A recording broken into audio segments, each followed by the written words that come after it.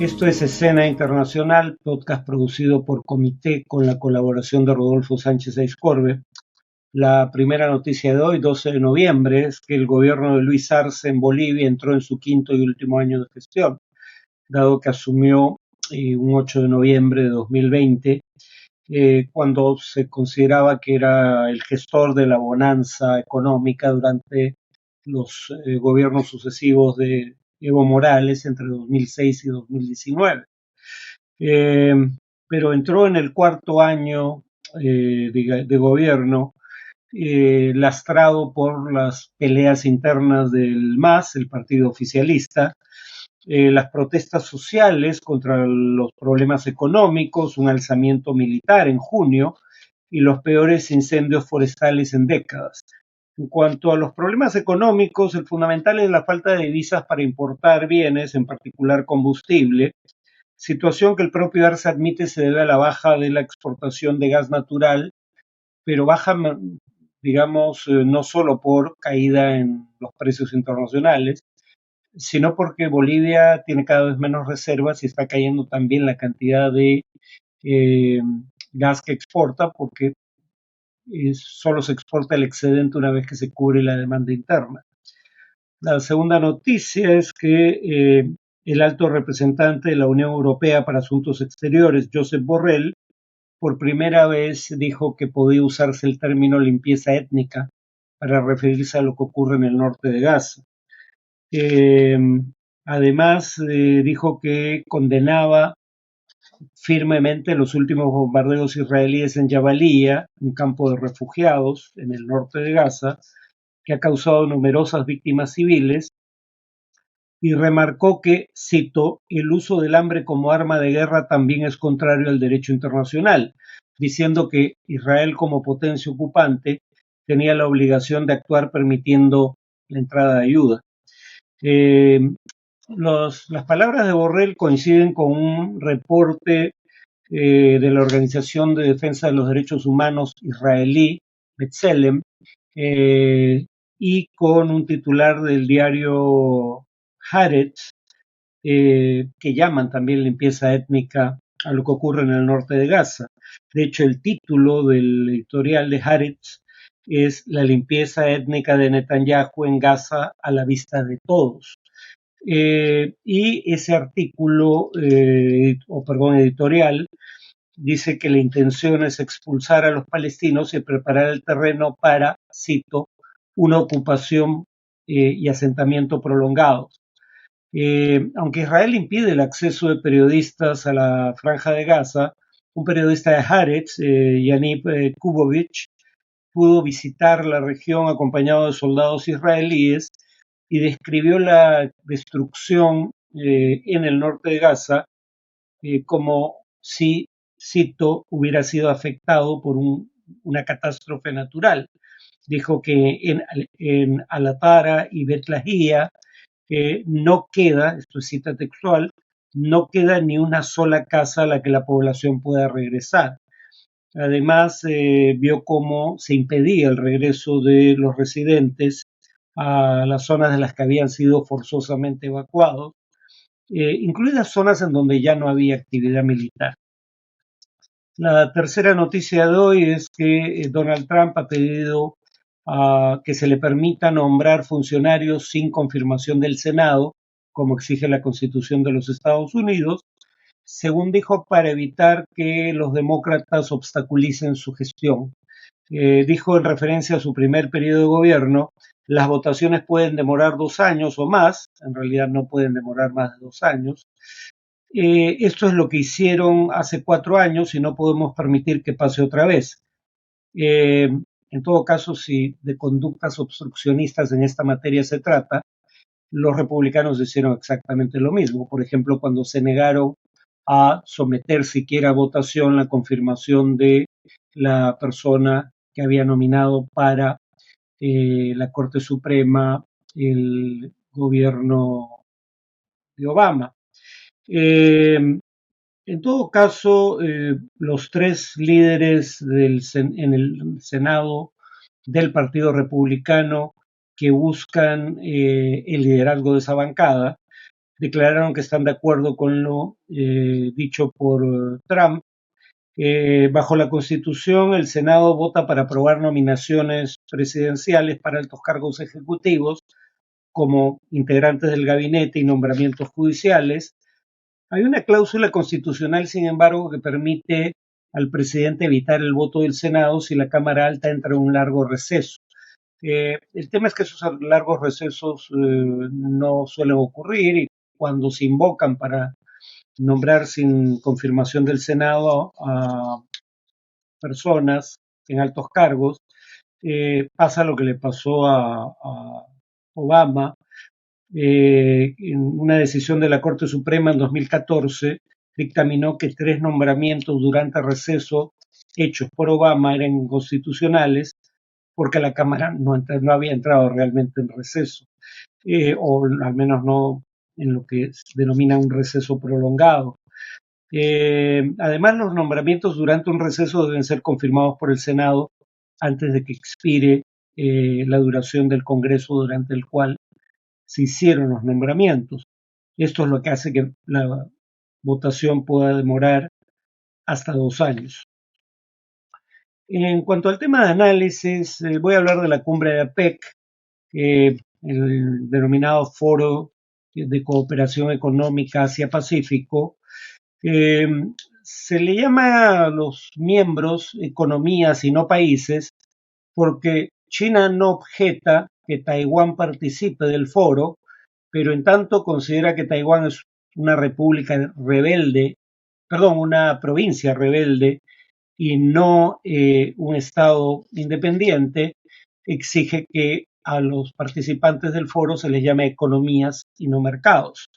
APEC promueve el comercio, la inversión y el desarrollo, pero no toma decisiones vinculantes, es decir, no toma decisiones de cumplimiento legal de cumplimiento obligatorio.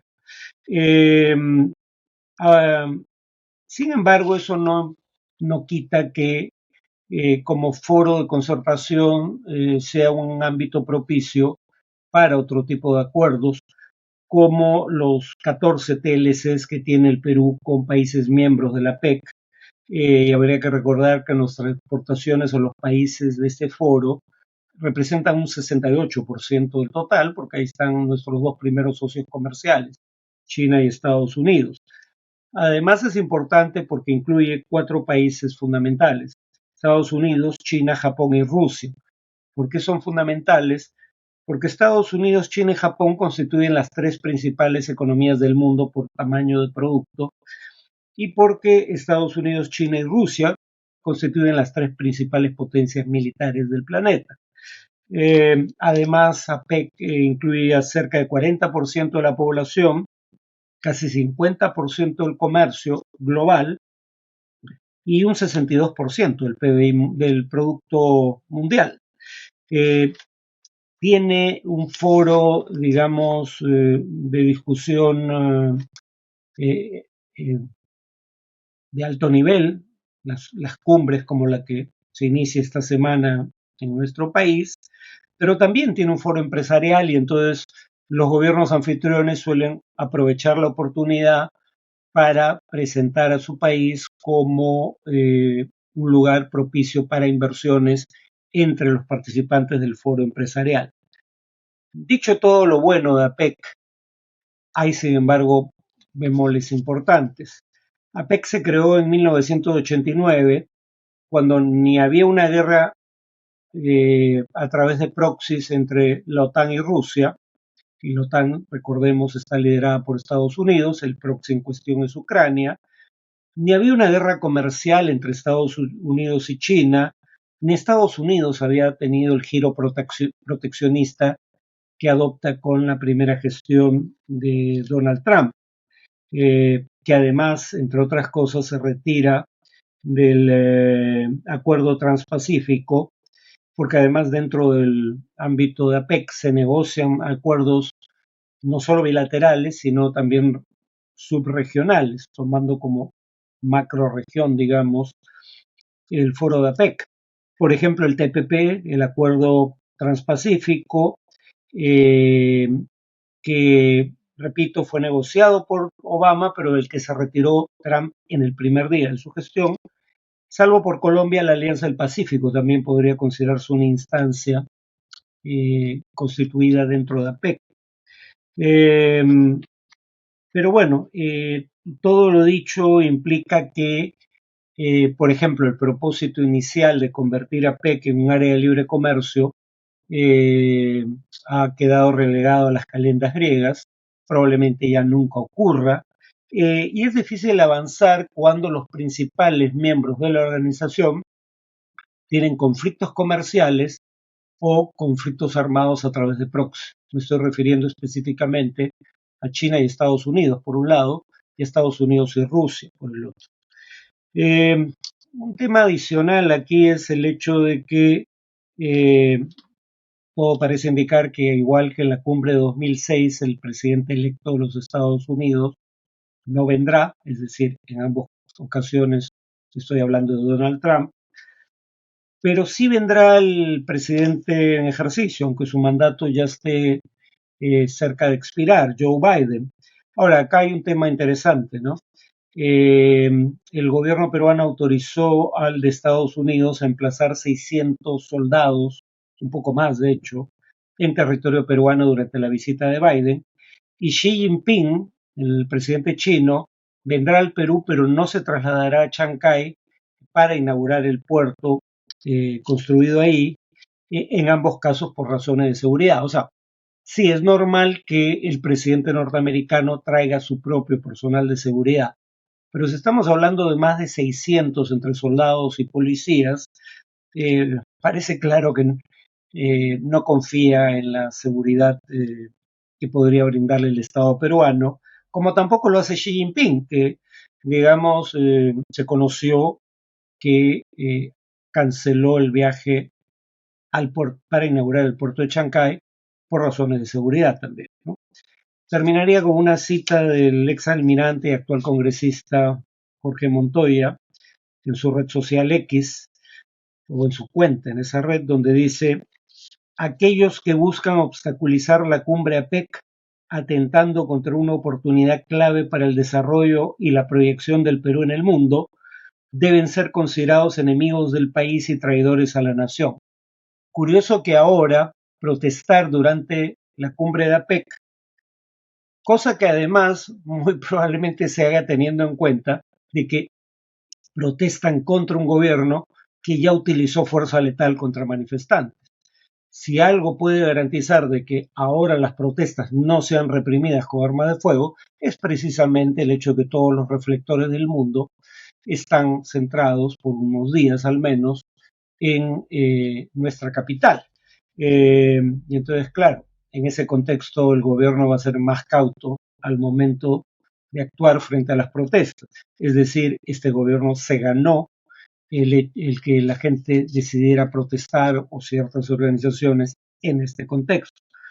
Pero por otro lado, curioso que el almirante Montoya, o exalmirante, diga que uno es traidor a la patria por protestar durante la cumbre de APEC, cuando él es parte de una agrupación política que nunca concedió el permiso para acudir a una cumbre de APEC a el presidente Castillo en 2022, ¿no? Y Castillo en esa ocasión retiró el pedido. Eh, Uno dirá, bueno, si la cumbre de APEC está asociada a tantos problemas en el país, ¿por qué no renunciamos a ella? Porque es perfectamente posible hacerlo, dicho sea de paso. Eh, en 2018, no, 2019, eh, Chile renunció a organizar la cumbre de APEC por las protestas sociales y por los problemas internos del país.